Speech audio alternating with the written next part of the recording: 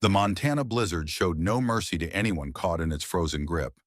But for Sarah Coleman, 8 months pregnant and desperately alone, this storm would become more than just a fight for survival.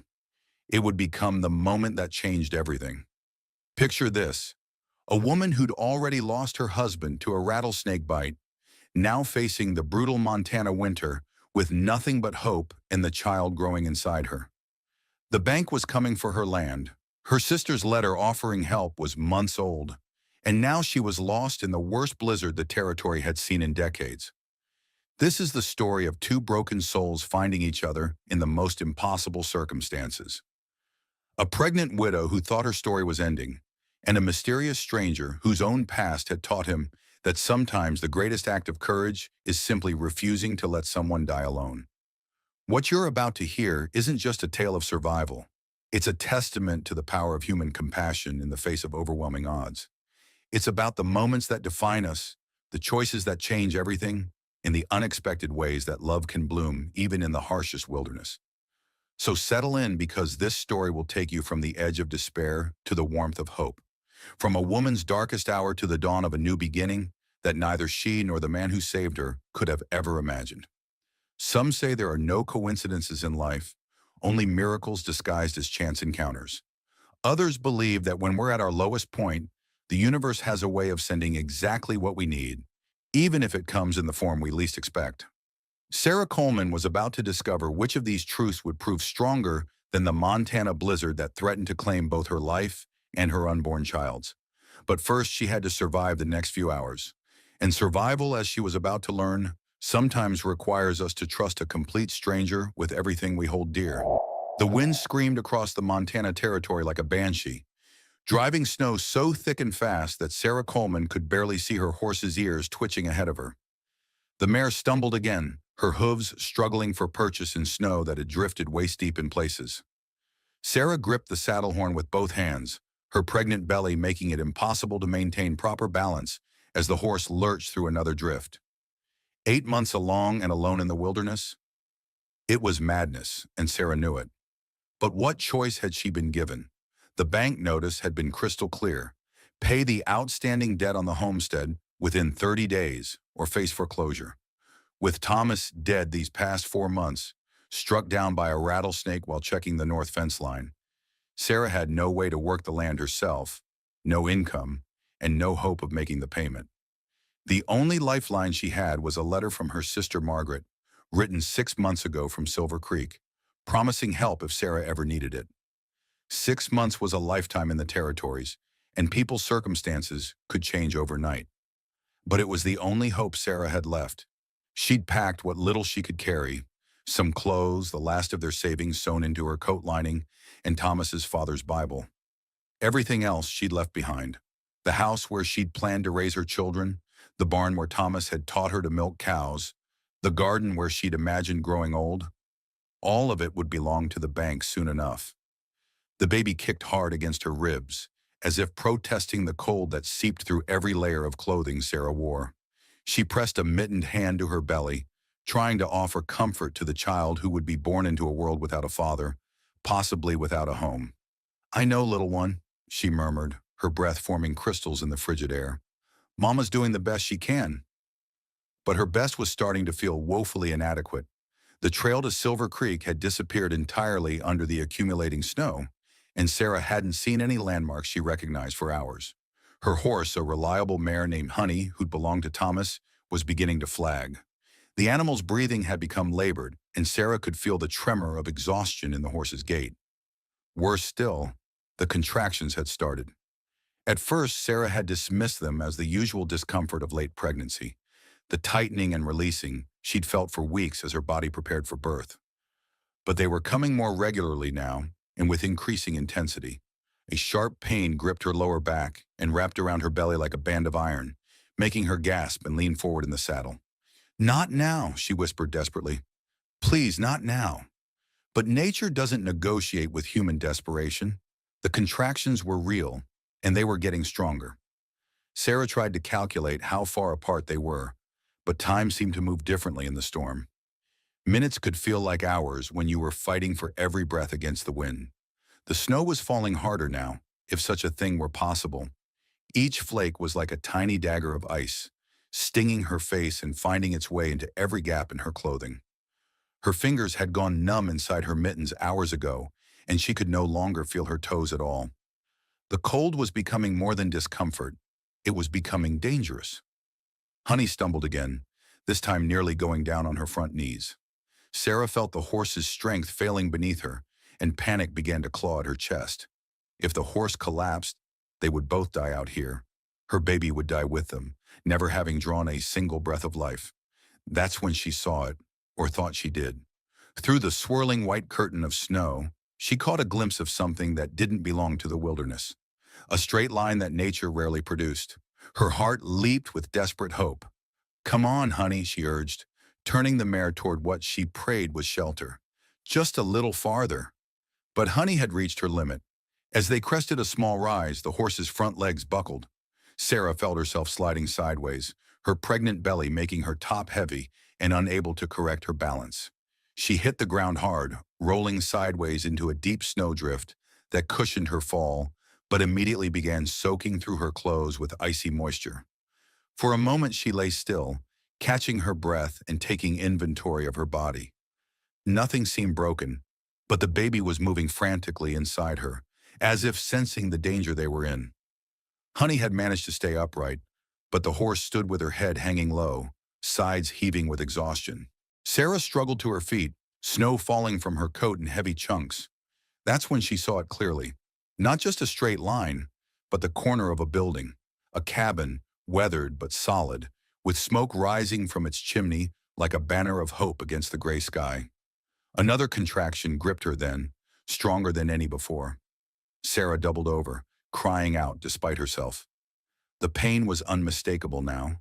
Labor pains, coming fast and hard. Her baby was coming, whether she was ready or not. Fighting through the contraction, Sarah took Honey's reins and began struggling through the snow toward the cabin. Each step was agony, her swollen body awkward and unwieldy, the snow reaching past her knees in places. Behind her, she could hear Honey's labored breathing, but the horse was following. 50 yards, 40, 30. Another contraction struck, so powerful it brought Sarah to her knees in the snow. She knelt there, gasping and shaking, as the reality of her situation crashed over her like an avalanche. She was going into labor in a blizzard, miles from any doctor or midwife, completely alone except for an exhausted horse. But she wasn't completely alone, was she? Someone lived in that cabin, someone who'd kept a fire burning and might have room for a desperate woman and her unborn child. With trembling hands, Sarah pulled herself upright again and covered the last yards to the cabin door. The structure was larger than it had appeared from a distance. Not just a shelter, but a real home. Warm light glowed from windows, and the sound of splitting wood came from somewhere nearby. Sarah raised her fist and pounded on the heavy wooden door, putting all her remaining strength into the sound. "Help!" she called out, her voice barely audible over the wind. "Please, someone help me!" The sound of wood splitting stopped abruptly. Footsteps approached from inside the cabin.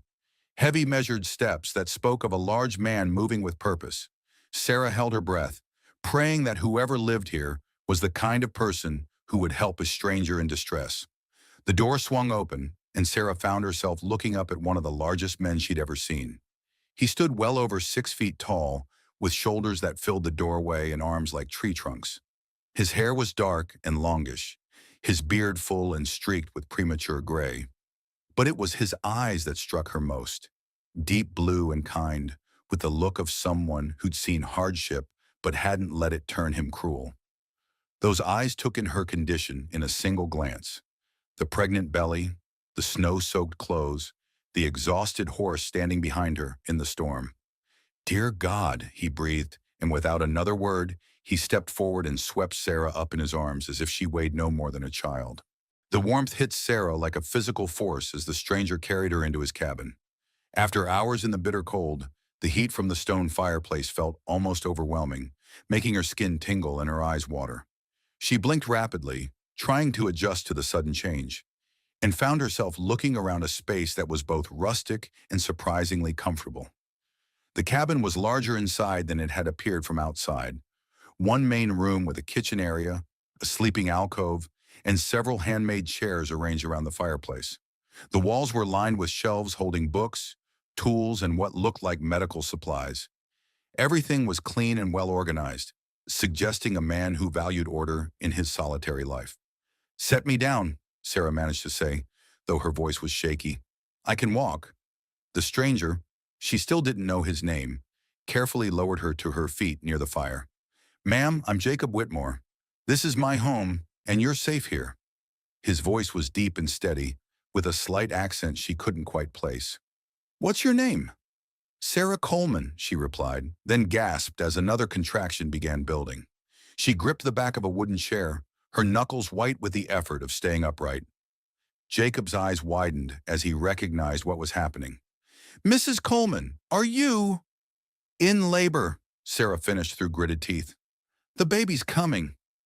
Without hesitation, Jacob moved into action. He grabbed a thick blanket from a trunk near the sleeping alcove and spread it on the floor near the fire. "I've delivered calves and foals," he said matter-of-factly, as if this were a perfectly normal situation. "Can't imagine it's too different." Despite her pain and fear, Sarah almost smiled. "I hope you're right." Jacob helped her out of her snow-soaked coat and boots, his movements efficient but respectful. He brought her dry clothes, a large flannel shirt that belonged to him, and thick wool socks that reached nearly to her knees. "There's a screen over there for privacy," he said, nodding toward a folding screen in the corner. "I'll tend to your horse while you change." "Honey," Sarah said. "Her name is Honey." "Honey it is. I'll take good care of her." As Jacob stepped outside into the storm, Sarah marveled at her strange fortune. Of all the cabins she might have stumbled upon in the wilderness, she'd found one belonging to a man who seemed both capable and kind. She changed quickly into the dry clothes, grateful for their warmth, even though they hung on her like sacks. Jacob returned a few minutes later, stamping snow from his boots. "Honey's in my barn with my mules," he reported. "Fed and warm. She's a good horse, just exhausted." Another contraction gripped Sarah then, stronger than any before. She doubled over, crying out despite her efforts to stay quiet.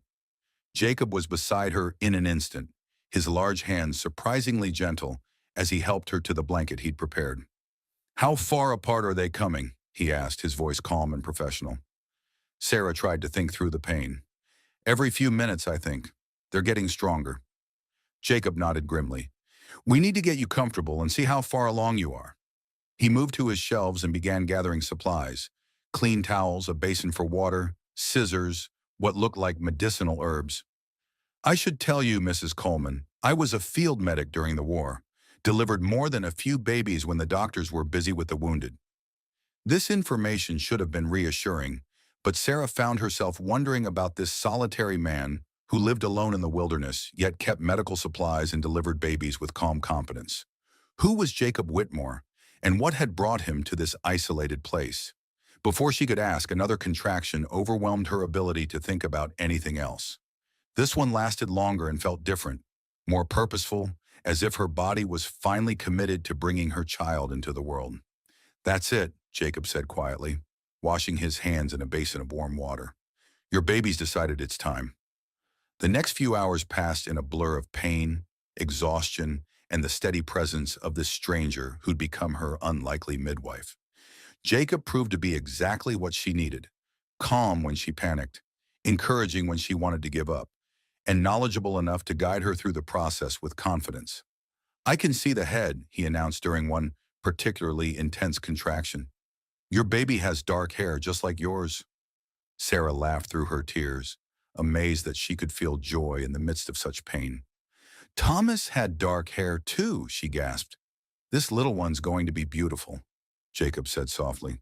"One more push, Mrs. Coleman. Your baby's almost here." With a final, overwhelming surge of effort, Sarah felt her child slip free into the world.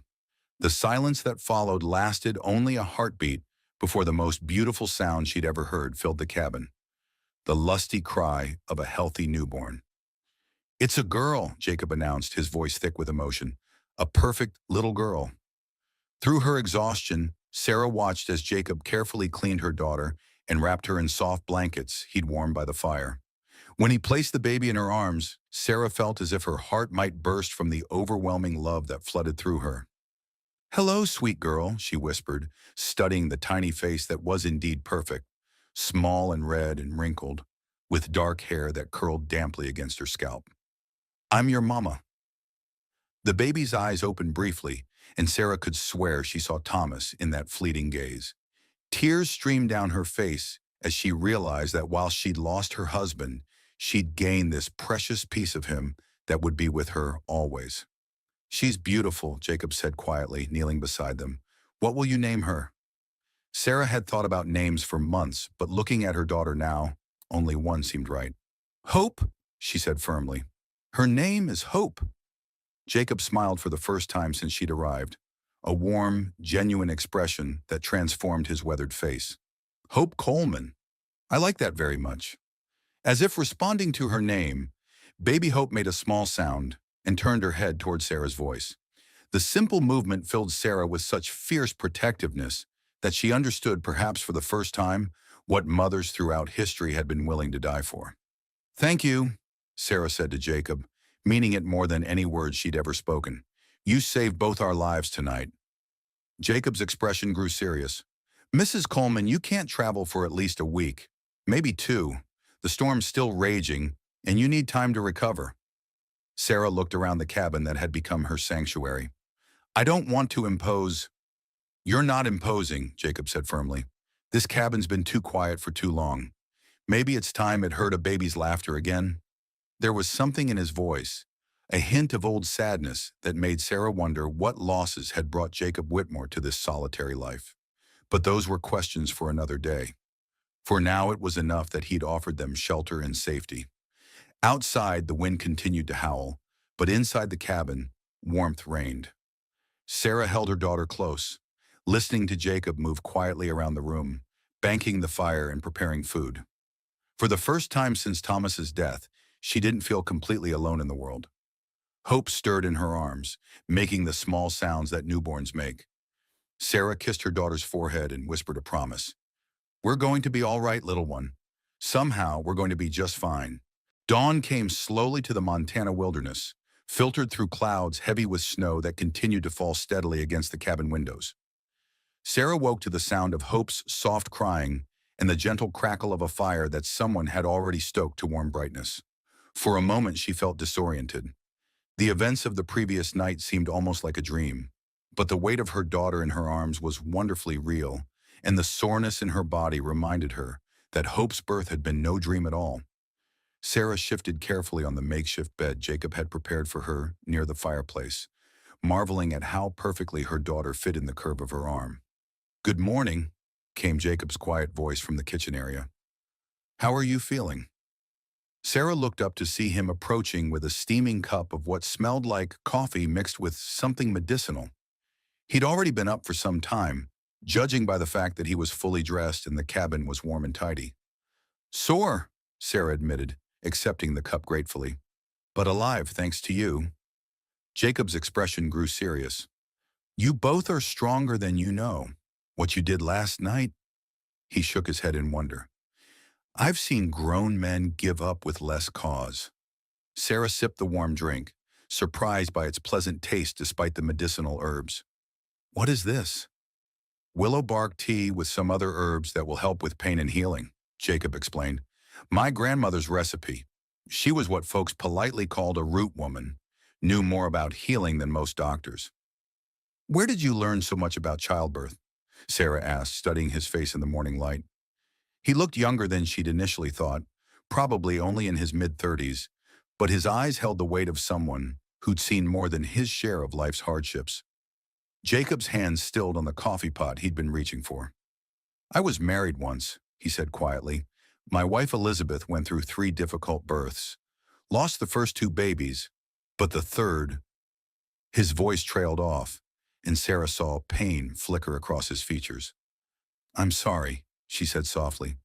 "I shouldn't have pried." "It's all right," Jacob replied, though his voice remained subdued. "It was a long time ago.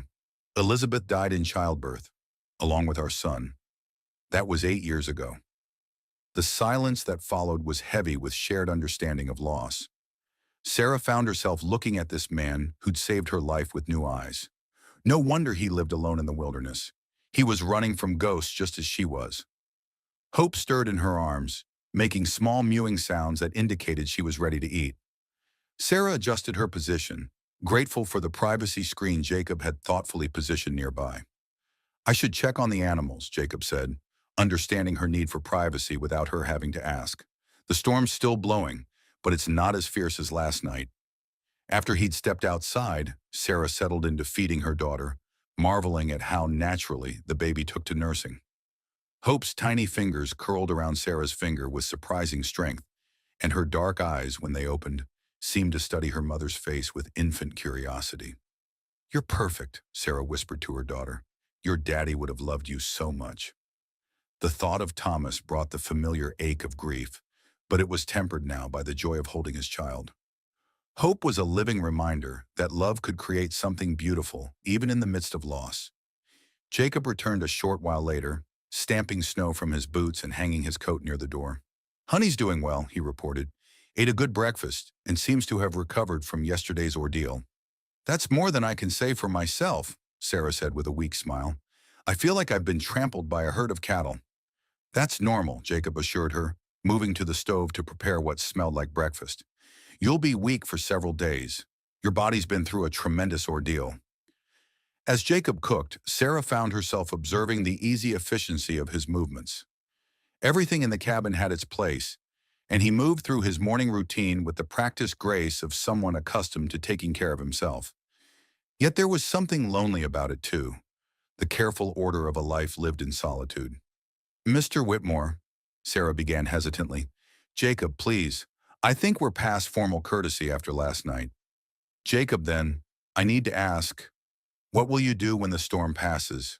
About us, I mean." Jacob set down the wooden spoon he'd been using to stir what looked like porridge. "What do you mean?" "I have no money to pay you for your help. My horse is in no condition to travel far, and she gestured helplessly at Hope. "I can't impose on your hospitality indefinitely." Jacob was quiet for a long moment, his expression thoughtful. "Where were you trying to get to when the storm caught you?" "Silver Creek. My sister Margaret lives there, or did 6 months ago when she wrote to me. She offered to help if I ever needed it, but 6 months is a long time in the territories," Jacob finished. "People move on, circumstances change." "Exactly. And even if she's still there, I have no way of knowing if her offer still stands. She might have a husband now, children of her own. She might not be able to take in a sister and a baby." Jacob ladled porridge into a bowl and brought it to her, along with a spoon and a cup of fresh coffee. "Silver Creek is about 40 miles northeast of here," he said thoughtfully. "Under normal conditions, it's a 2-day ride. But with a new baby and winter weather, it might as well be 1,000 miles, Sarah said despairingly. "Not necessarily." Jacob sat down in the chair across from her makeshift bed. "Mrs. Coleman, Sarah, I have a proposition for you." Sarah looked up from her porridge, surprised by the serious tone in his voice. "I make trips to Silver Creek every few months for supplies and to trade furs. I was planning to go in about 3 weeks, once this storm system passes and the weather settles. You and Hope could travel with me then, when you're stronger and the conditions are safer." Sarah's heart leaped with hope, but then reality intruded. "I still can't pay you anything for your trouble." "I'm not asking for payment," Jacob said firmly. "I'm asking for something else entirely." "What?" Jacob looked down at his hands, seeming to struggle with his words. "This cabin's been empty of life for 8 years. Oh, I've survived well enough, but surviving isn't the same as living. Last night, when I heard Hope cry for the first time—" He paused, his voice growing thick. It sounded like hope itself had come back to this place. Sarah felt tears prick her eyes at the emotion in his voice. "What I'm asking," Jacob continued, "is that you stay here until you're strong enough to travel. Let me hear her laugh, watch her learn to focus on faces, see what it's like to have a family in this house again, even if it's only temporary." The offer was so generous, so unexpected, that Sarah felt overwhelmed. "You don't even know me," she protested. "I could be a terrible person, a criminal on the run, anything." Jacob smiled then, the expression lighting up his entire face. A terrible person doesn't risk her life traveling through a blizzard to avoid being a burden to others. A criminal doesn't worry about imposing on the man who saved her life. You're a good woman, Sarah Coleman, and your daughter is a blessing. All I'm asking is to share in that blessing for a few weeks. Hope chose that moment to make a small sound, not quite a cry, but a definite statement of her presence. Both adults looked down at her, and Sarah saw something in Jacob's face that made her decision easy. "All right," she said softly. "We'll stay until I'm strong enough to travel. But I insist on earning our keep somehow. I can cook, clean, mend clothes. We'll figure it out as we go," Jacob said, but his smile told her how much her acceptance meant to him. Outside, the wind continued to blow, but inside the cabin, something had shifted. What had begun as a desperate refuge was becoming something else entirely. A temporary home where two wounded souls might begin to heal, guided by the innocent presence of a baby who had no idea how profoundly she was changing both their lives. The days that followed settled into a rhythm that surprised Sarah with its naturalness. Despite being strangers thrown together by circumstances, she and Jacob moved around each other in the cabin with an ease that spoke of some deeper compatibility. He would rise early to tend the animals and check his trap lines, returning to find Sarah awake with hope, the baby fed and content in her arms. Jacob proved to be unexpectedly adept at infant care. He'd carved a beautiful wooden cradle within days of Hope's birth, smoothing every surface until it was silk soft to prevent any possible splinters. He sang to the baby while Sarah rested, his deep voice gentle with half-remembered lullabies his grandmother had taught him decades ago. "She likes you," Sarah observed one morning, watching Jacob hold Hope while she prepared breakfast. The baby gazed up at him with the focused attention newborns reserve for faces they're learning to recognize. "The feeling's mutual," Jacob replied, adjusting the blanket around Hope's tiny form. "I'd forgotten what it felt like to hold someone so small, so completely trusting." There was wonder in his voice, but Sarah caught the undercurrent of old pain. She'd learned, through careful questioning over the past week, more about the losses that had driven Jacob to this isolated life. His wife Elizabeth had been pregnant 3 times in their 4-year marriage. The first 2 babies had been stillborn, devastating losses that Elizabeth had blamed on herself, despite Jacob's attempts to convince her otherwise. When Elizabeth conceived for the 3rd time, they'd both been cautiously hopeful. The pregnancy progressed normally until the very end, when labor went on for nearly 2 days without progress. By the time they'd gotten Elizabeth to the nearest doctor, it was too late. Both mother and baby died within hours of each other, leaving Jacob with nothing but grief and a house full of memories he couldn't bear. "I sold everything and headed west," he told Sarah one evening, while they sat by the fire, Hope sleeping peacefully between them. "Figured if I went far enough, maybe I could outrun the pain." "Did it work?" Sarah had asked gently. Jacob had been quiet for a long moment. "The pain's still there," he'd admitted, "but it's different now, quieter. And having you and Hope here—" He'd trailed off, but Sarah understood. Now watching him cradle her daughter with such natural tenderness, Sarah felt her heart do something complicated and unexpected. She'd loved Thomas with the fierce certainty of youth, but this feeling growing inside her was different, deeper, more mature, tempered by loss and made precious by its very fragility. "Sarah," Jacob said suddenly, breaking into her thoughts, "there's something I need to tell you." The serious tone in his voice made her look up sharply. "What is it?" Jacob settled Hope more securely in his arms before speaking. "Yesterday, when I was checking the north trap line, I saw tracks. Fresh ones heading toward the cabin."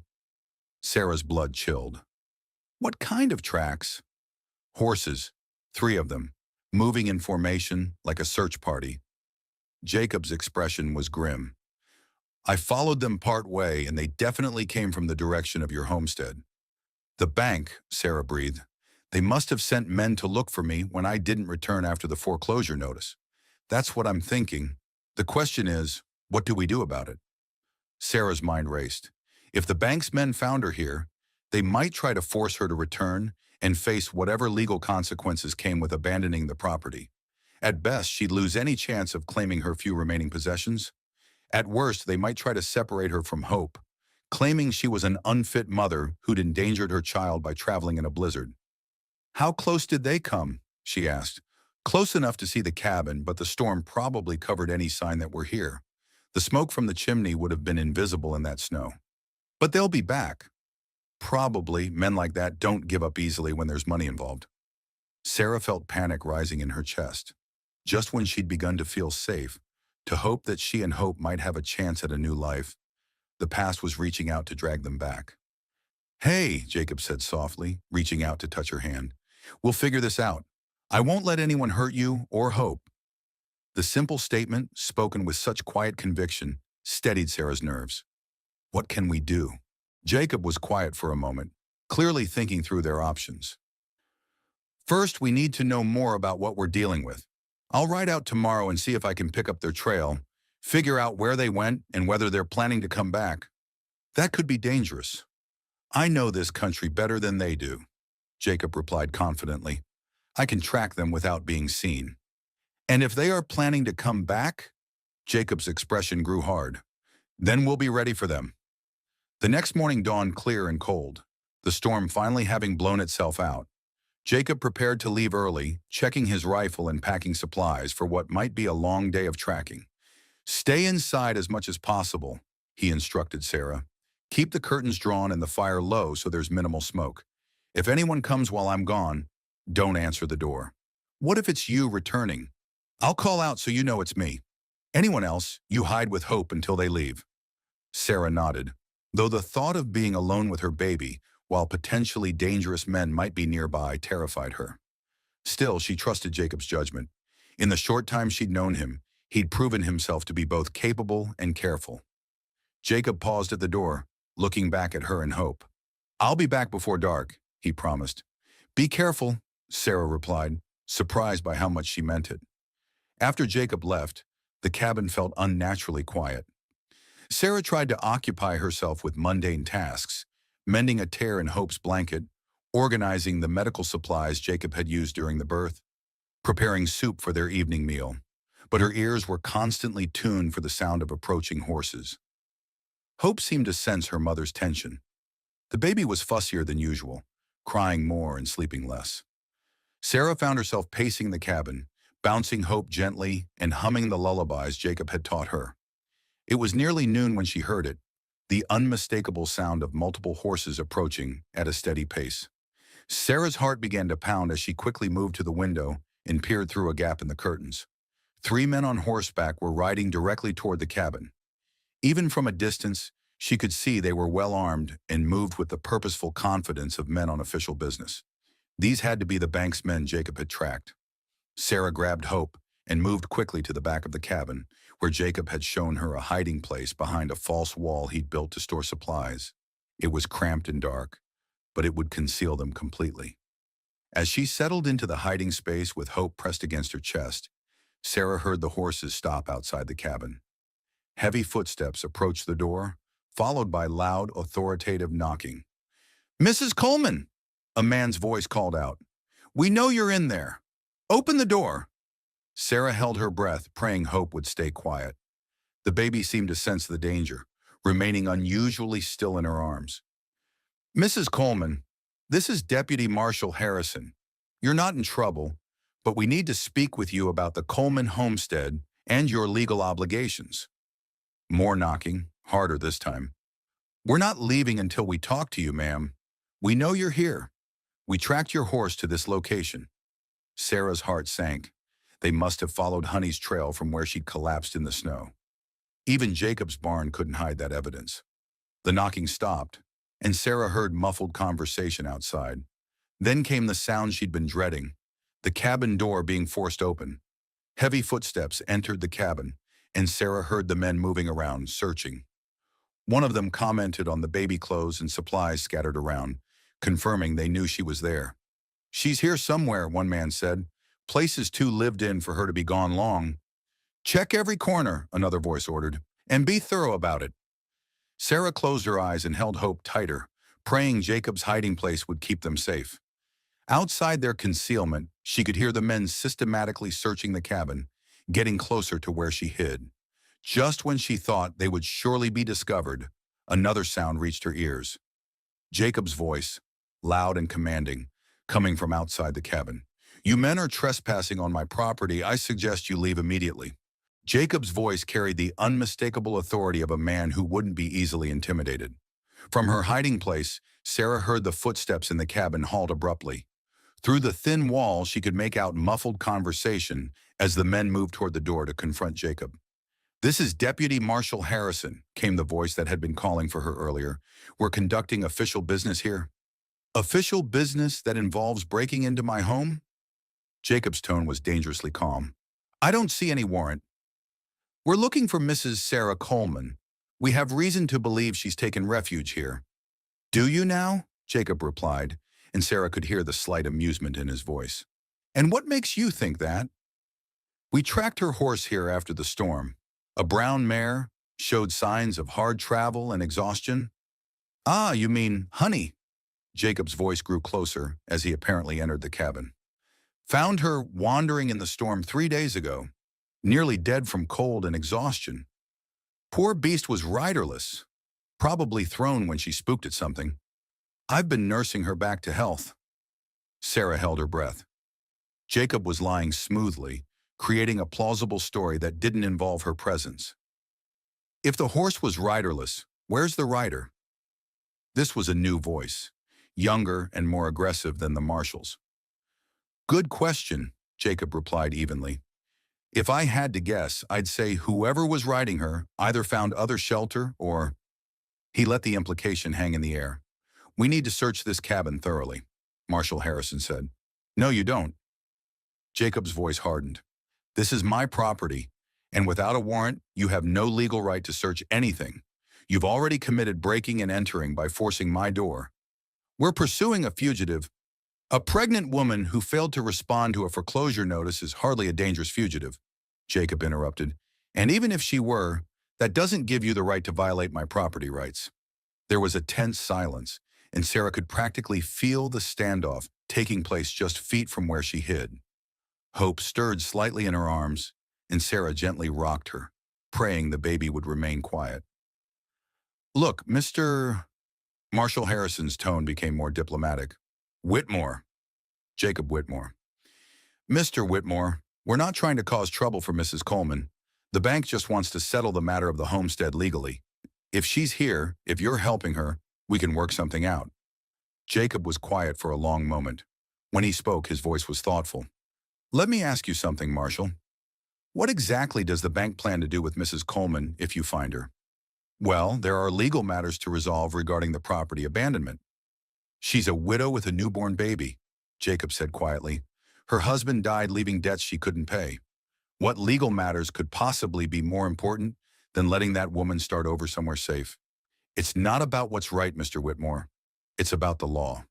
"The law says you need a warrant to search my property," Jacob countered. "The law says a man's home is his castle. The law says a lot of things, Marshal, but it doesn't say you get to terrorize a woman who's lost everything." Another long silence followed. Sarah could hear movement, boots shifting on wooden floors, the creak of leather as men adjusted their positions. "We'll be back," the younger voice said finally, "with a warrant if necessary."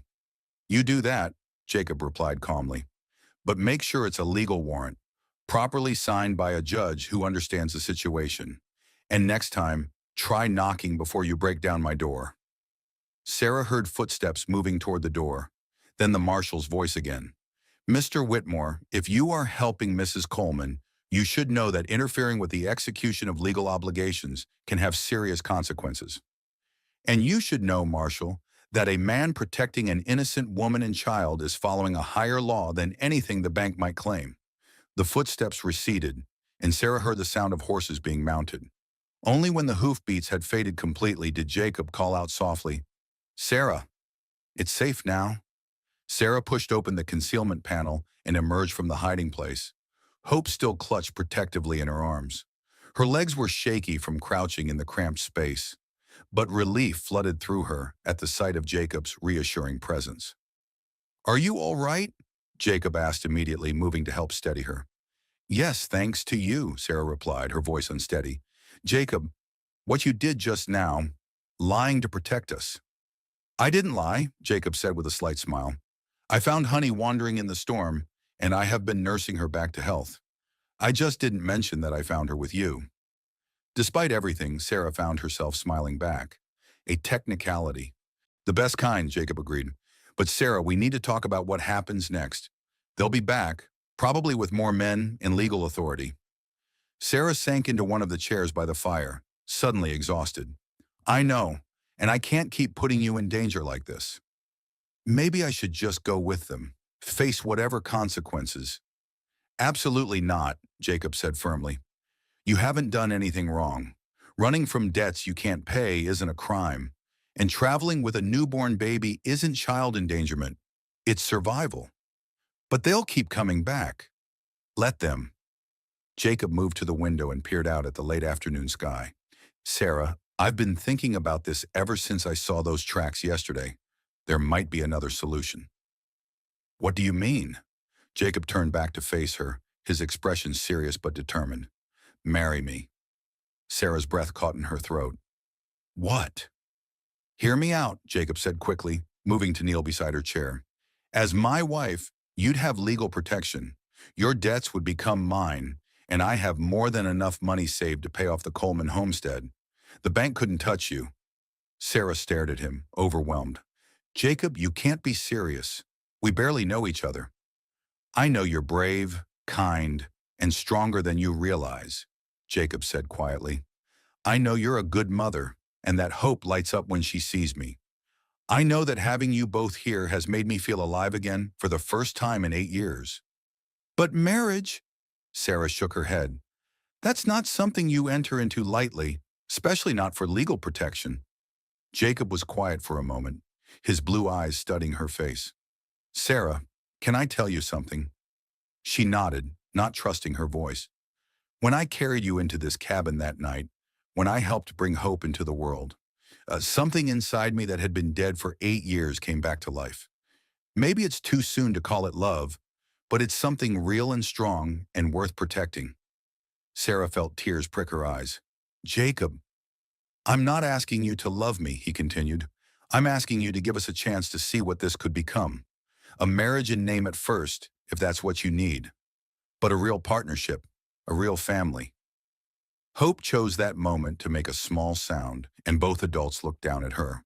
The baby's dark eyes were open, and she seemed to be studying both their faces with the serious attention newborns sometimes display.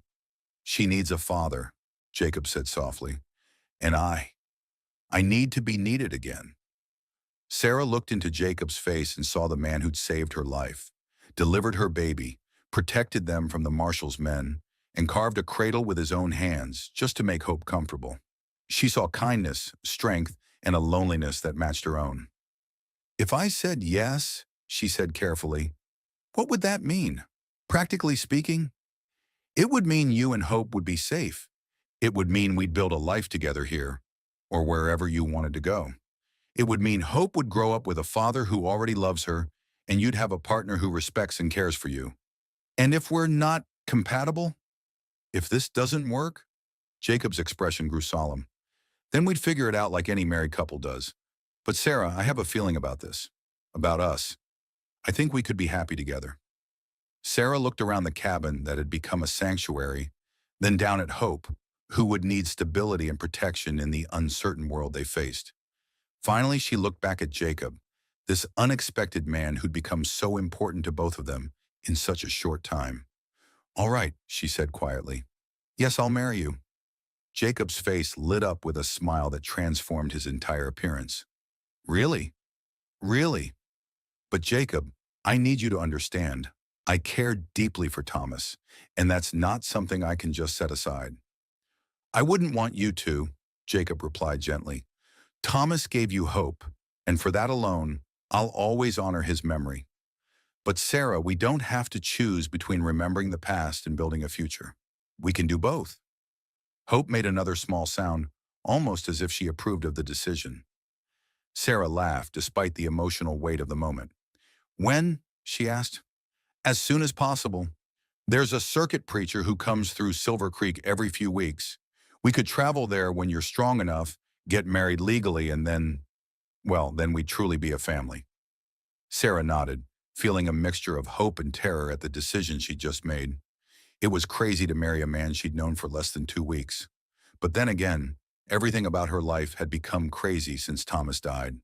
At least this particular insanity offered the promise of safety and the chance at happiness. Jacob, she said, reaching out to take his hand, I can't promise to love you the way I love Thomas, at least not right away. I understand, Jacob replied, squeezing her fingers gently. But Sarah, I can promise to love both you and Hope enough for all of us while you figure out your heart.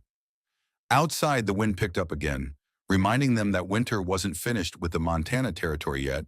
But inside the cabin, beside the warm fire, three people who'd found each other against all odds sat together and began planning a future none of them could have imagined just days before.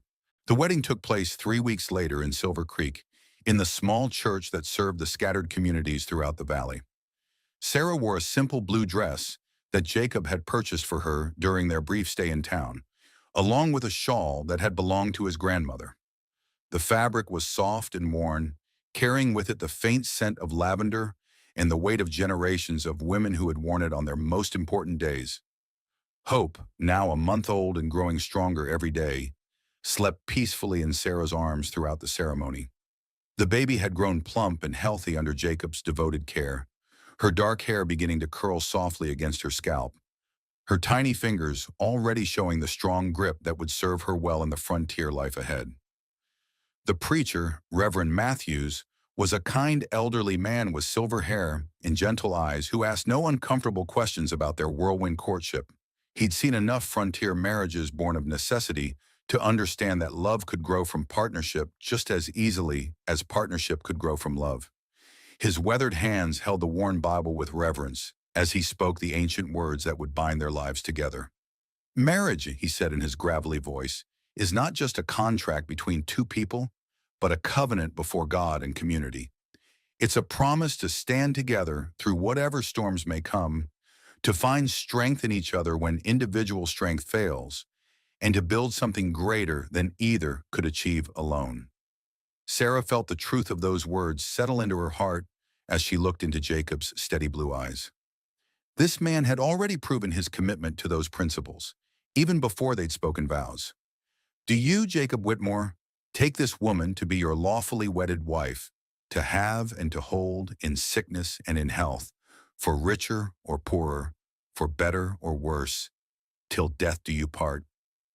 I do, Jacob replied, his voice strong and certain as he looked into Sarah's eyes. There was something in his gaze that went beyond mere duty or convenience, a warmth and certainty that made Sarah's heart flutter with hope. And do you, Sarah Coleman, take this man to be your lawfully wedded husband, to have and to hold in sickness and in health, for richer or poorer, for better or worse, till death do you part?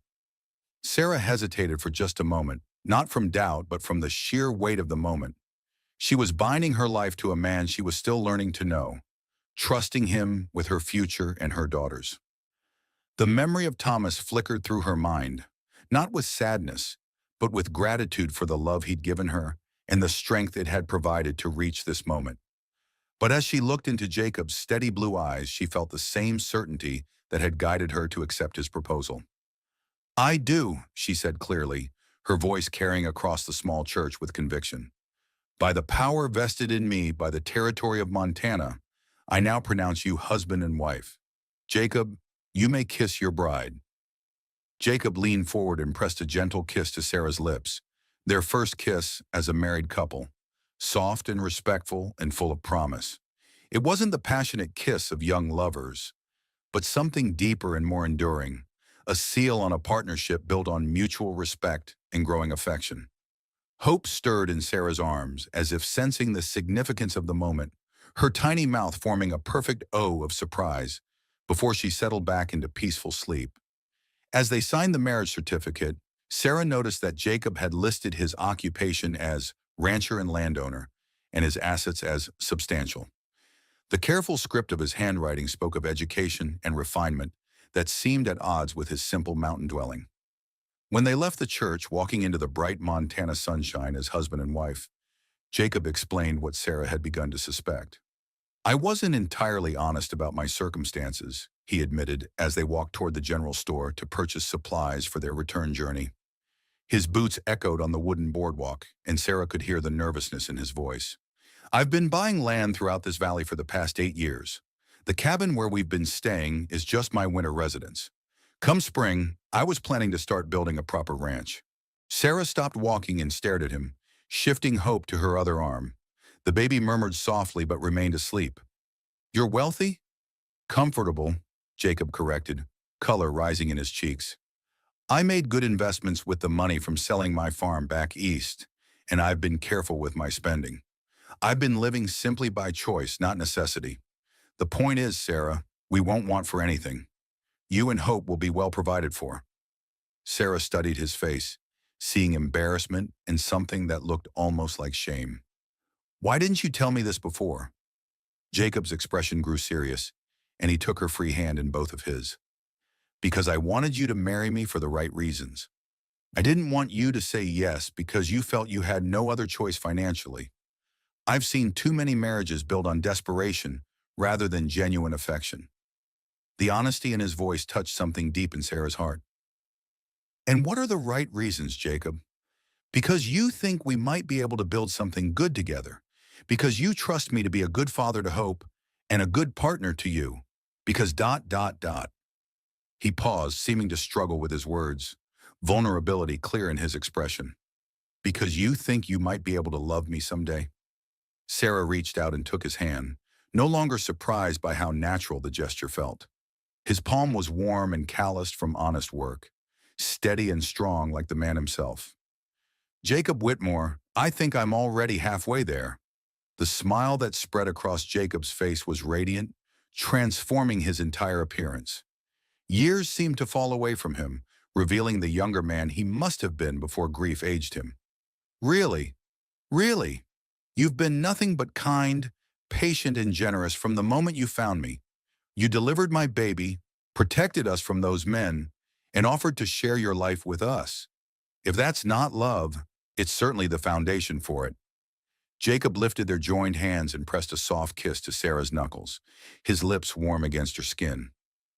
Then we'll build on that foundation, one day at a time. Their first few months as a married couple unfolded with surprising harmony.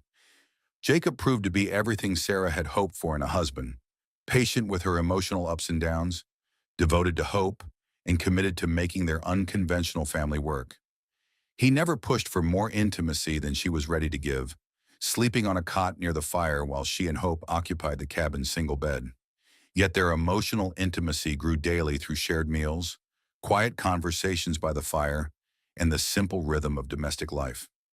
Jacob had a gift for making the ordinary feel special.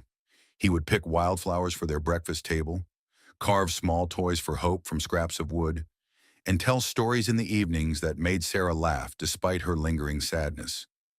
Slowly, the cabin began to feel less like a refuge and more like a home. As winter gave way to spring, they began making plans for the ranch Jacob had envisioned. The snow melted to reveal rolling hills dotted with early wildflowers, and streams that ran clear and cold from the mountain snowpack. The land he'd purchased included several hundred acres of prime grazing territory and a natural spring that would provide reliable water year-round. We'll build the house on that rise overlooking the valley, Jacob explained one warm afternoon as they walked the property with Hope bundled in Sarah's arms. The baby was alert now, her dark eyes tracking the movement of clouds across the bright blue sky. Big enough for a growing family, with a wide porch where we can sit in the evenings and watch the sunset. A growing family? Sarah asked, raising an eyebrow at the assumption. Jacob blushed slightly, his hand moving unconsciously to adjust his hat. I mean, if you want more children someday, I know it's too soon to think about that now, but... He trailed off, clearly worried he'd overstepped. Jacob, Sarah interrupted gently, stopping to face him on the sun-warmed hillside. I'd like that. Someday, Hope should have brothers and sisters to grow up with. The relief on Jacob's face was touching. Sarah realized he'd been holding back many of his hopes and dreams, careful not to pressure her into a future she might not want. It was another sign of his consideration, his determination to let their relationship develop naturally.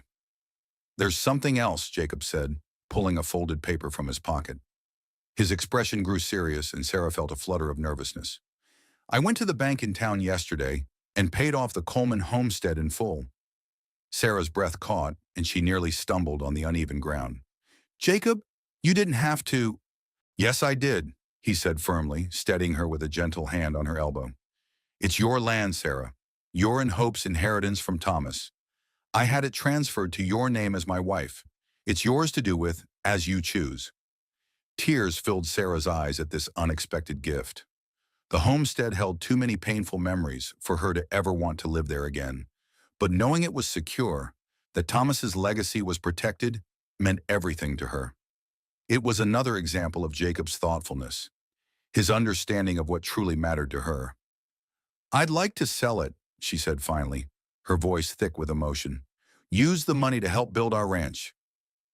Our ranch, Jacob repeated, and Sarah could hear the happiness in his voice, the joy of finally being able to speak of shared dreams and common goals.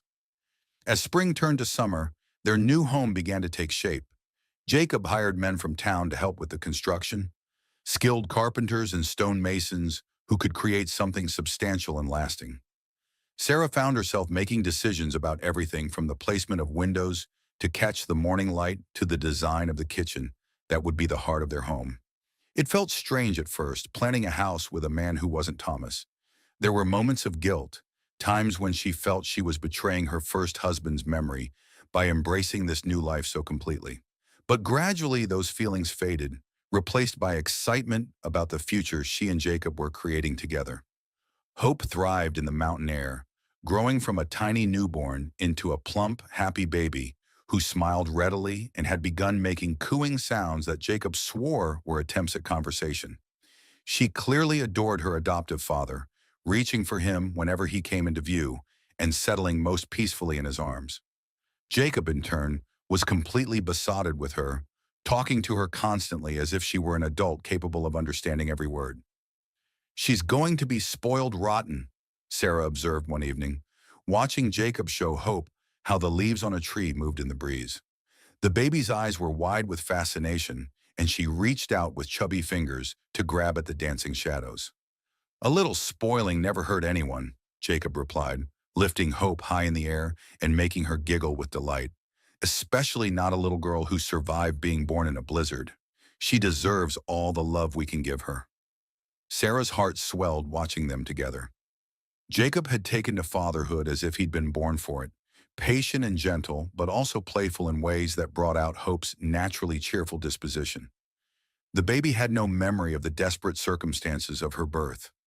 To her, this was simply the way the world was supposed to be, safe and warm and full of love. One evening in late summer, as they sat on the temporary porch Jacob had built outside their cabin, Sarah watched him bouncing Hope on his knee while singing a silly song he'd made up about a baby bear who got lost in the woods but found her way home to her family. The sight filled her with such warm contentment that she finally recognized the feeling for what it was. Jacob, she said softly. He looked up from his play with Hope, his hair tousled by the evening breeze and his eyes bright with laughter. In that moment, Sarah saw not the grief-stricken widower who had rescued her from the storm, but the man he was becoming, confident, joyful, fully alive in a way she suspected he hadn't been for years. Yes, I love you. The words hung in the evening air between them, simple and true and long overdue. Jacob's expression grew serious, and he gently passed Hope to Sarah before moving to kneel beside her chair, his hands coming to rest on the wooden arms as he looked up into her face.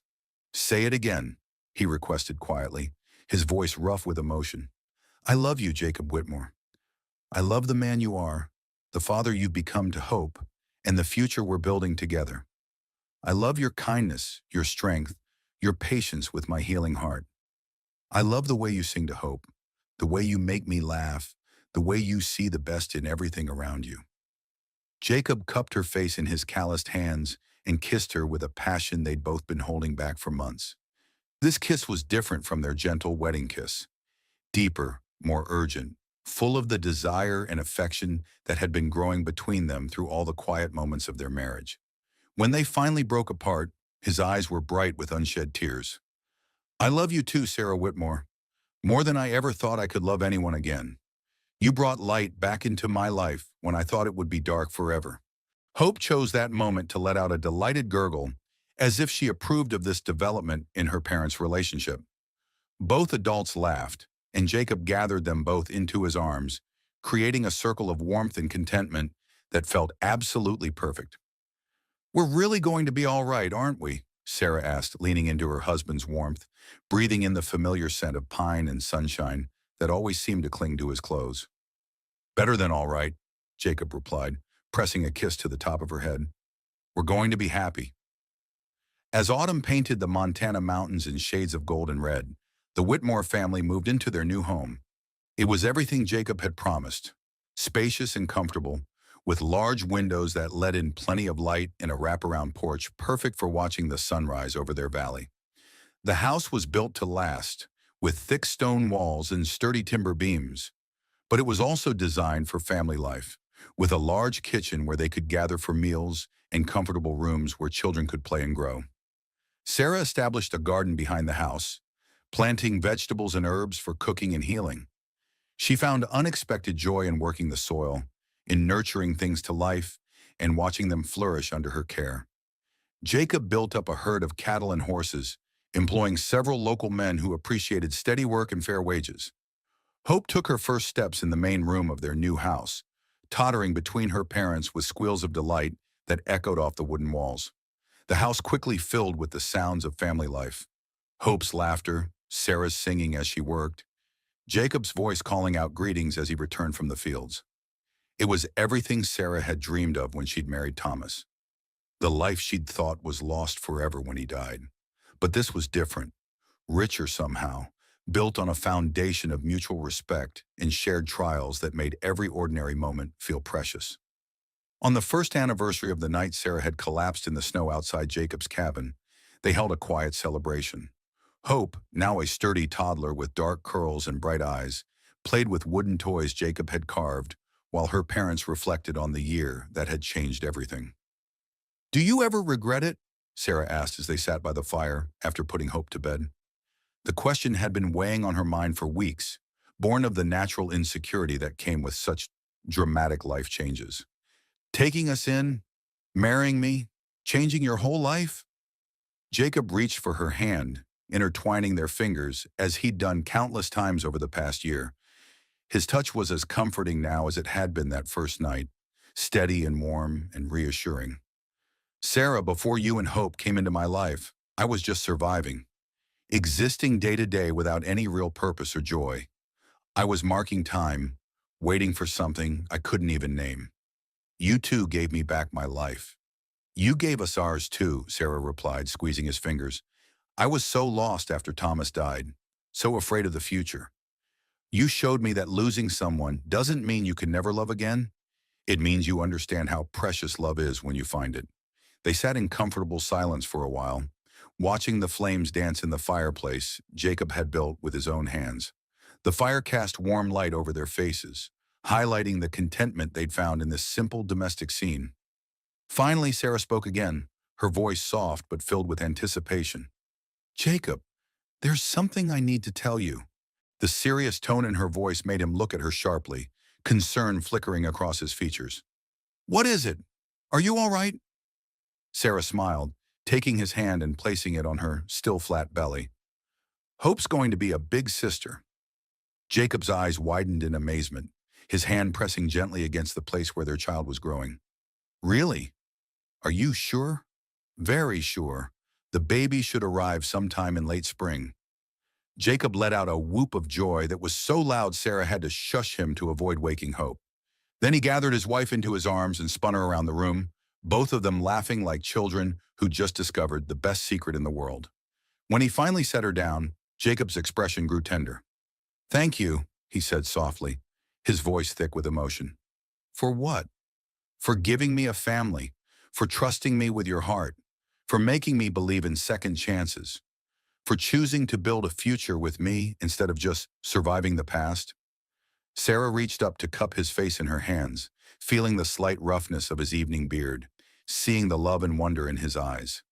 "Thank you for finding me in that blizzard, for seeing past my circumstances to the woman I could become, for loving hope as if she were your own blood, for showing me that love isn't something that just happens to you.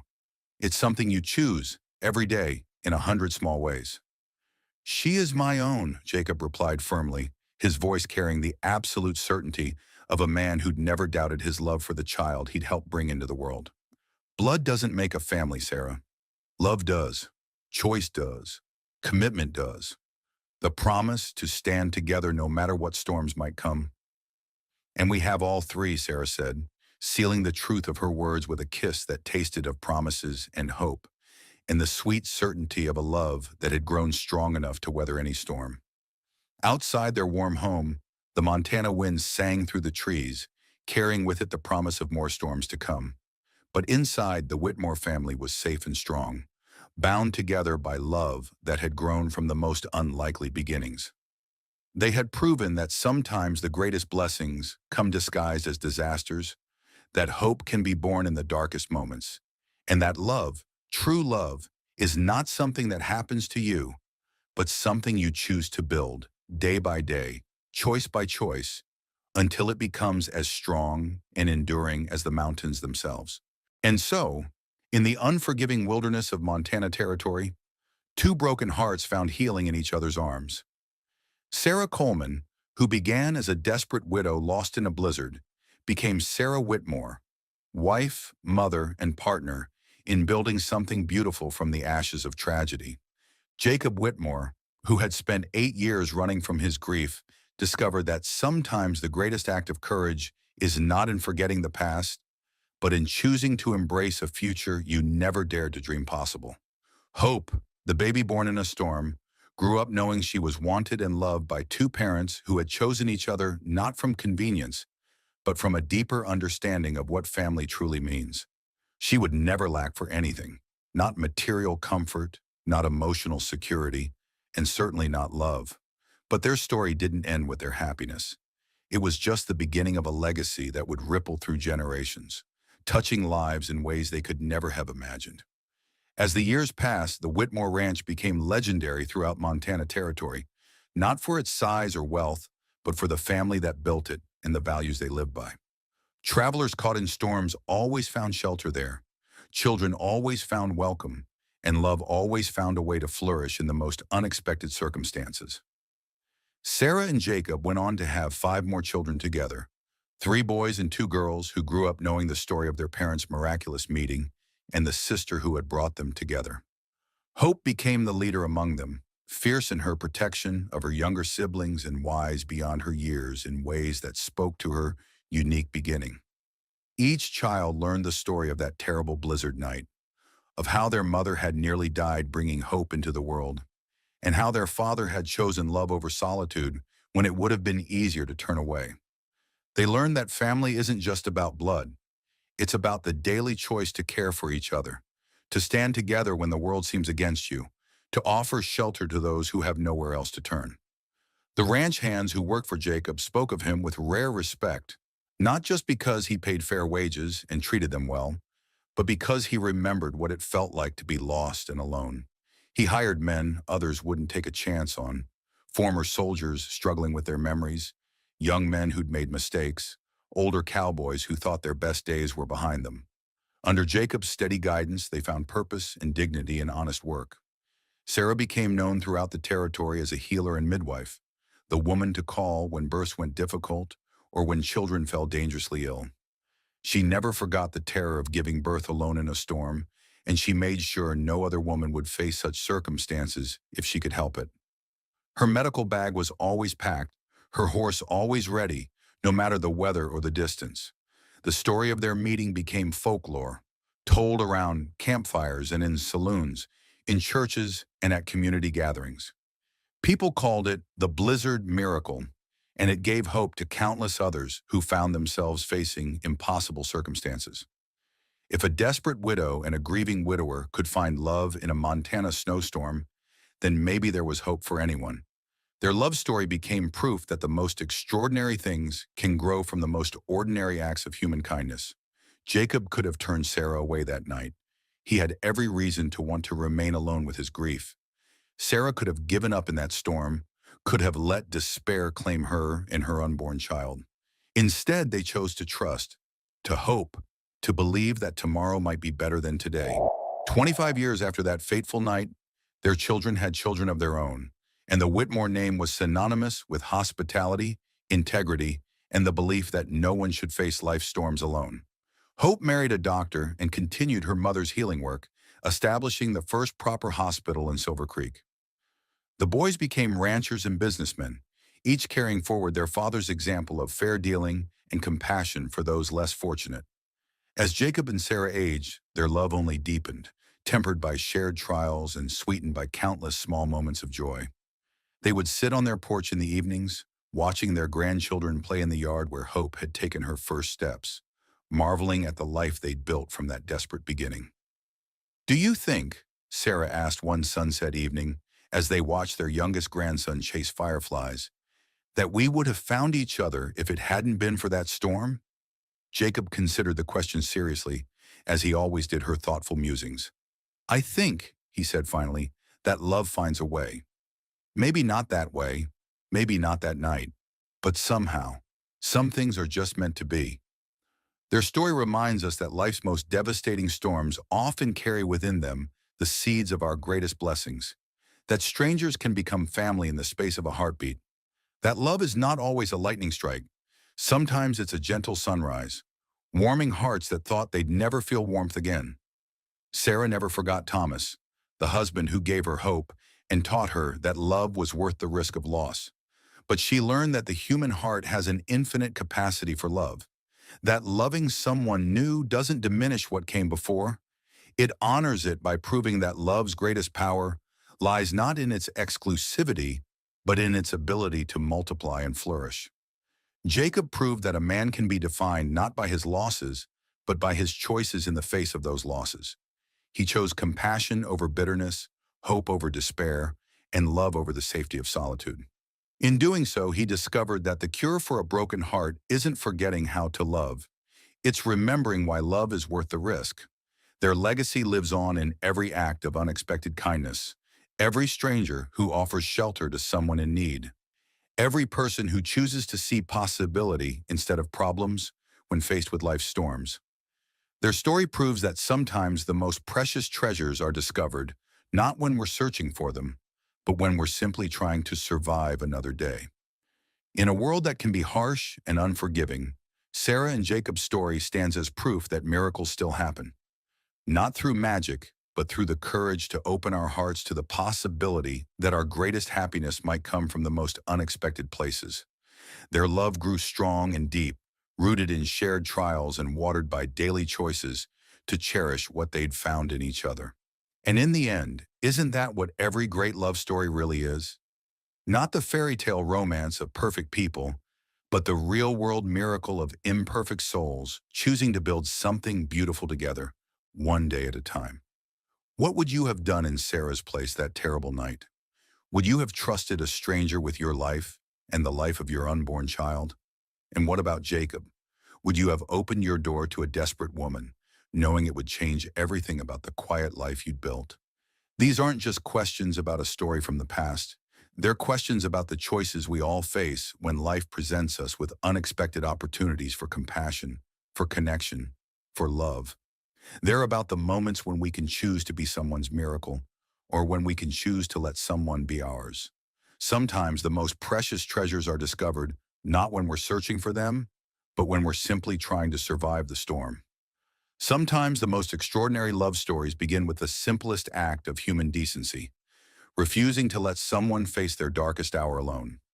Sarah and Jacob's story lives on, a testament to the power of hope, the strength of love, and the miracle that can happen when two broken hearts choose to heal together. If this story touched your heart, if it reminded you that love can bloom in the most unlikely circumstances, we'd love to hear from you in the comments below. Share your thoughts about second chances, about the power of kindness, about the moments that changed your life forever. And don't forget to subscribe to Wild West Stories for more incredible tales of courage, love, and hope from America's untamed frontier. Hit that notification bell so you never miss a story that might just remind you why the human spirit is capable of such extraordinary things. Until next time, remember, every storm eventually passes, but the love we choose to build in the shelter can last forever.